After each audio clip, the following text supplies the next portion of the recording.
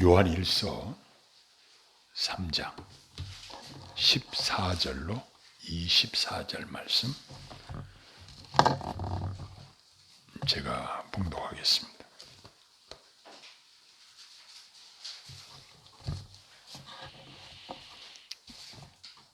우리는 형제를 사랑함으로 사망에서 옮겨 생명으로 들어간 줄을 알거니와 사랑하지 아니하는 자는 사망에 머물러 있느니라. 그 형제를 미워하는 자마다 살인하는 자니 살인하는 자마다 영생이 그 속에 거하지 아니하는 것을 너희가 아는 바라. 그가 우리를 위하여 목숨을 버리셨으니 우리가 이로써 사랑을 알고 우리도 형제들을 위하여 목숨을 버리는 것이 마땅하니라. 누가 이 세상의 재물을 가지고 형제의 궁핍함을 보고도 도와줄 마음을 닫으면 하나님의 사랑이 어찌 그 속에 거하겠느냐. 자녀들아, 우리가 말과 혀로만 사랑하지 말고 행함과 진실함으로 하자. 이로써 우리가 진리에 속한 줄을 알고 또 우리 마음을 주 앞에서 굳세게 하리니 이는 우리 마음이 혹 우리를 책망할 일이 있어도 하나님은 우리 마음보다 크시고 모든 것을 아시기 때문이라. 사랑하는 자들아, 만일 우리 마음이 우리를 책망할 것이 없으면 하나님 앞에서 담대함을 얻고 무엇이든지 구하는 바를 그에게 받나니 이는 우리가 그의 계명을 지키고 그 앞에서 기뻐하시는 것을 행함이라. 그의 계명은 이것이니 곧 그 아들 예수 그리스도의 이름을 믿고 그가 우리에게 주신 계명대로 서로 사랑할 것이니라. 그의 계명을 지키는 자는 주 안에 거하고 주는 그의 안에 거하시나니 우리에게 주신 성령으로 말미암아 그가 우리 안에 거하시는 줄을 우리가 아느니라. 아멘. 예수 믿는 우리들이 사람들을 만날 때 상당히 궁금하게 여기는 것 중에 하나가 정말 저분은 구원받은 자일까 하는 생각을 합니다. 사도 요한은 거듭남의 표식으로 한 가지를 여기서 언급하고 있는데 가장 중요한 표식이 형제를 사랑하는 것이다. 이렇게 말하고 있습니다. 세상 사람들도 사랑하기는 합니다. 그러나 그들은 자기 자신의 마음에 맞는 자들만 사랑합니다. 반면 그리스도인들은 자신의 마음에 맞느냐에 관계없이 모든 사람들을 사랑합니다. 그것은 하나님의 사랑을 경험하고 깨닫는 자만이 가질 수 있는 특권입니다. 요한일서 4장 7절로 8절에 보면은 사랑하는 자들아 우리가 서로 사랑하자. 사랑은 하나님께 속한 것이니 사랑하는 자마다 하나님께로 나서 하나님을 알고 사랑하지 아니하는 자는 하나님을 알지 못하나니 이는 하나님은 사랑이심이라. 이처럼 사랑은 하나님의 중요한 속성 중에 하나입니다. 그 사랑의 유전자가 구원받은 하나님의 자녀들에게 필연적으로 나타나는 표식이라는 것입니다. 사도 요한은 본문 14절에 우리는 형제를 사랑함으로 사망에서 옮겨 생명으로 들어간 줄을 알거니와 사랑하지 아니하는 자는 사망에 머물러 있느니라. 이렇게 증거합니다. 그리고 15절에 보니까 그 형제를 미워하는 자마다 살인하는 자니 살인하는 자마다 영생이 그 속에 거하지 아니하는 것을 너희가 아는 바라. 이렇게 말씀했습니다. 여기서 형제를 미워하는 것이 살인과 동일시되고 있다는 사실을 말씀하고 있습니다. 예수님도 사람을 미워하는 것에 대해서 동일하게 설교에서 말씀하신 바가 있습니다. 그런데 세상 형법에 누가 어느 특정인을 미워한다고 경찰이 그 사람을 잡아가는 일은 없습니다. 그러나 우리 주님은 인간의 행위와 결과와 더불어 마음의 동기까지 중요시한다는 사실을 보게 됩니다. 범죄의 공통적인 출발점은 사람을 미워하는 데서부터 출발한다는 것입니다. 창세기에 보면은 가인이 자기의 동생 아벨을 미워하더니, 아니 하나님이 아벨 자기 동생의 제사만 받으시고 자기의 제사는 받지 않으시니까 그때부터 동생 아벨을 미워하기 시작했습니다. 그래서 결국 아벨을 쳐 죽인 사실이 성경 창세기 최초의 살인사건이 기록되어지고 있습니다.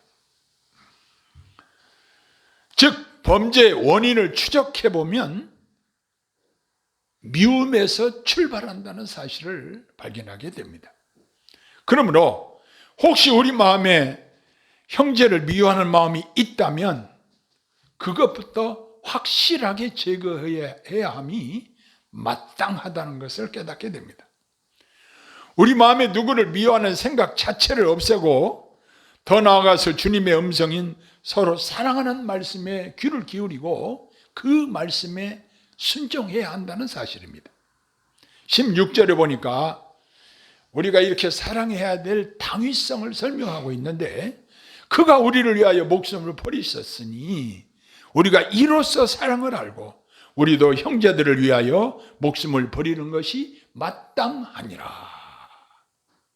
이렇게 말씀하시면 우리의 위대한 스승 되시는 예수 그리스도의 희생적인 사랑을 본받는 삶을 우리에게 촉구하는 말씀입니다. 그러나 이 세상은 대부분이 자기의 유익만을 추구하는 세상이 되었습니다. 그런데 거룩하신 예수님이 우리를 사랑하셔서 십자가의 그 모진 고통을 당하시면서 우리에게 엄청난 사랑을 베푸셨습니다. 이제 우리도 사랑을 받는 것으로만 만족할 것이 아니라 그 사랑을 다른 이들에게 나누어 주라고 하십니다. 그래서 이제부터 우리에게 형제 사랑이 구체적으로 나타나야 한다는 사실입니다. 17절에 보니까 누가 이 세상의 재물을 가지고 형제의 궁핍함을 보고도 도와줄 마음을 닫으면 하나님의 사랑이 어찌 그 속에 거하겠느냐, 이렇게 말씀하십니다. 사도 요한은 사랑이라는 것이 어떤 추상적인 개념이 아니라 직접 행동으로 연결이 되어야 함을 여기서 강조하고 있습니다. 현실적으로 형제의 필요를 채워주는 것이 진정으로 사랑하는 것입니다. 그것이 그리스도인들과 세상 사람들을 구분하는 중요한 기준이 된다는 것입니다. 우리들이 이렇게 베푸는 자들이 된다는 그 자체가 복된 것입니다. 그래서 이제 우리가 구체적인 사랑 실천에 대해서 어떻게 가르치고 있냐면 18절에 보니까 자녀들아 우리가 말과 혀로만 사랑하지 말고 행함과 진실함으로 하자. 말로만이 아닌 실제적인 사랑의 행동을 요구합니다. 야고보 사도는 야고보서 2장 15절로 17절에 이러한 권면을 하고 있습니다. 만일 형제나 자매나 헐벗고 일용할 양식이 없는데 너희 중에 누구든지 그에게 이르되 평안히 가라, 덥게 하라, 배부르게 하라 하며 그 몸에 쓸 것을 주지 아니하면 무슨 유익이 있으리요? 이와 같이 행함이 없는 믿음은 그 자체가 죽은 것이라. 이렇게 말씀하신 바가 있습니다. 믿음이 죽었다? 이 이야기는 믿음이 없다는 이야기도 되는 것입니다. 이렇게 사랑을 실천하는 성도들에게 주시는 복은 무엇일까요? 그것은 하나님이 우리의 드리는 기도를 기쁘게 응답해 주신다는 것입니다. 이것이 지금 사도 요한이 우리에게 약속하고 있는 것입니다. 그것은 그의 계명인 서로 사랑하고 하나님 앞에서 기뻐하시는 일을 행하는 자들에게 주시는 복이라고 22절에 분명하게 말씀하고 있습니다. 그의 계명은 23절의 기록처럼 그의 아들 예수 그리스도의 이름을 믿고 그가 우리에게 주신 계명대로 서로 사랑할 것이니라 라고 말씀하셨습니다. 이제 이렇게 행할 수 있는 근본적인 비결을 말씀해 주시는데 24절에 보니까 그의 계명을 지키는 자는 주 안에 거하고 주는 그의 안에 거하시나니 우리에게 주신 성령으로 말미암아 그가 우리 안에 거하시는 줄을 우리가 아느니라 그랬습니다. 다시 말해서 저와 여러분 안에 거하시는 성령께서 우리를 권고하시고 우리를 감동하시고 우리의 마음을 움직이셔서 실제로 우리가 사랑의 행동으로 실천할 수 있도록 성령님께서 도우신다는 것입니다. 그러나 우리 육신의 생각은 나를 먼저 생각하고 나의 행복을 먼저 생각하고 나의 유익을 먼저 생각하지만 성령께서는 구체적으로 나를 통해서 다른 사람들에게 사랑을 실천하기를 원하신다는 것입니다. 그런데 이것이 많이 가졌다고 이 사랑을 꼭 실천할 수 있는 것은 아닙니다. 어떤 사람이 쌀이 99가마가 있는데 한 가마 있는 사람에게 그거 나한테 주라. 한 가마 나한테 주라. 내가 100가마를 채워야 되겠다. 이런 이야기를 들은 적이 있습니다. 사람의 욕심이 이렇게 끝이 없습니다. 내 욕심만을 차리다 보면 주의 말씀대로 사랑을 실천하는 이 일을 하기가 정말 어렵습니다. 그러나 내 안에 계신 성령께서 그 일을 행하게 하시면 우리는 기쁨으로 그 일을 감당하고 그럼 어떻게 된다고 그랬죠? 하나님께서 내 기도를 기쁘게 응답해 주신다. 이 말은 하나님께서 우리에게 놀라운 복으로 부어주신다는 말입니다. 할렐루야. 우리 인간은 왜 사랑을 받아야 하느냐? 사람들은 하나님에 의해 창조된 탁월한 하나님의 걸작품들입니다. 하나님의 형상대로 지음받은 참으로 존귀한 존재이기 때문에 우리는 사람을 사랑해야 합니다. 그리고 사람은 하나님이 사랑하시는 존재이기 때문에 나도 사랑해야 합니다. 더욱 교회 안에서 주 안에서 형제 자매들 우리들이 얼마나 특별한 관계입니까? 우리가 하나님 나라에 가서도 함께 살아야 될 정말 특별한 관계입니다. 이건 영원한 관계입니다. 그러기에 더욱 뜨겁게 사랑하는 것이 마땅합니다. 그런데 형제를 미워하는 것은 영적으로 죽었다는 표징이라는 사실을 우리가 기억하고 내가 영적으로 살아있다고 한다면 하나님과 그리스도께서 보여주신 사랑의 모범, 우리의 마음을 사랑으로 불타오르도록 성령께서 도우시기를 소원합니다. 사랑의 하나님은 우리를 위하여 친아들을 죽게 내어 주셨습니다. 그러므로 우리들은 하나님이 사랑하신 자들을 우리도 사랑해야 합니다. 우리의 형제에 대한 사랑은 형제들의 어려운 상황에 처한 것을 보면 그들을 향하여 인색하지 않고 깊은 관심을 가지고 그들에게 사랑을 표현해야 합니다. 여러분 혹시 농사를 지어보신 분이 있으십니까? 종자를 뿌립니다. 뿌리면 30배, 60배, 100배의 결실을 거두게 됩니다. 우리가 사랑을 실천하는 것은 마치 씨를 뿌리는 것과 같습니다. 씨를 뿌리면 성경대로 30배, 60배, 100배의 결실을 거두도록 하신다는 사실입니다. 이렇게 하나님의 말씀에 순종하는 성도님들은 우리에게 주신 새 계명인 서로 사랑하는 그 말씀을 지키고 하나님께서 기뻐하시는 일을 행합니다. 이러한 성도님들을 하나님이 그냥 두시지 않습니다. 기도를 들어주시되 기쁘게 들어주십니다. 그리고 실제로 많은 기도의 응답을 경험하는 간증들을 합니다. 하나님께서는 하나님의 자녀들의 일거수일투족을 친히 졸지도 아니하시고 주무시도 아니하시고 저와 여러분들을 지켜 살피고 계시는 줄로 믿습니다.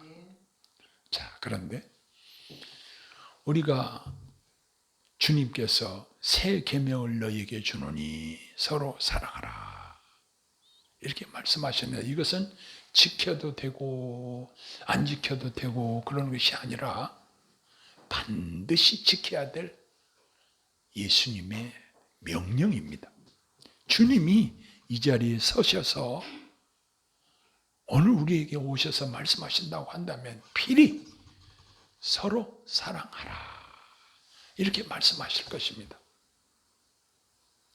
사도 요한은 여기에 약속을 덧붙이고 있습니다. 이렇게 사랑을 실천하고 주의 계명대로 순종하는 자들에게 하나님이 그 기도를 기쁘게 응답하신다는 사실입니다.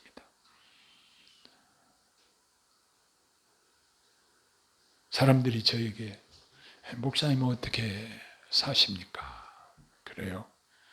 하나님 은혜로 살죠. 하나님 우리에게 주신 은혜의 방편이 무엇일까요? 기도라는 방편을 주셨습니다. 우리가 기도할 때에 우리 하나님께서는 기쁘게 응답하시고, 우리가 찬송가 가사를 기억해 보면 주 안에 있는 나에게 딴 근심이 있으랴. 내 주는 자비하셔서 늘 함께 계시고 내 궁핍함을 아시고 늘 채워주시네. 여러분 어떠십니까? 매 순간순간 기도의 응답을 체험하면서 사시고 계십니까? 그리고 하나님의 공급하심을 경험하면서 하나님께 감사하시고 기뻐하시면서 살 수 있는 여러분들이 다 되시기를 간절히 소원합니다. 기도하겠습니다. 사랑의 아버지 하나님, 우리가 연약해서 주의 계명을 실천하지 못한 우리 자신을 말씀에 비추어 보니 너무나도 죄송하고 부끄러운 것밖에 없사오나 성령께서 우리 안에서 강권하셔서 주의 계명을 실천할 수 있도록 도우시옵소서. 형제 사랑을 실제로 실천할 수 있도록 도우시옵소서. 내 유익만을 생각할 것이 아니라 형제의 어려움을 돌아볼 수 있는 마음의 넉넉함도 허락해 주시고, 하나님께서 저희들 마음속에 성령께서 주시는 생각을 묵살하는 일이 없도록 우리 하나님이 친히 돌보아 주시옵시고, 우리가 기도할 때에 응답을 기쁘게 하시는 하나님, 사랑하는 주의 백성들이 하나님 앞에 기도할 때에 저들을 기도에 응답하시고 저들이 더욱 하나님 기뻐하시는 일을 넘치게 감당할 수 있도록 복을 내려 주시옵소서. 예수님 이름으로 간절히 기도하옵나이다. 아멘.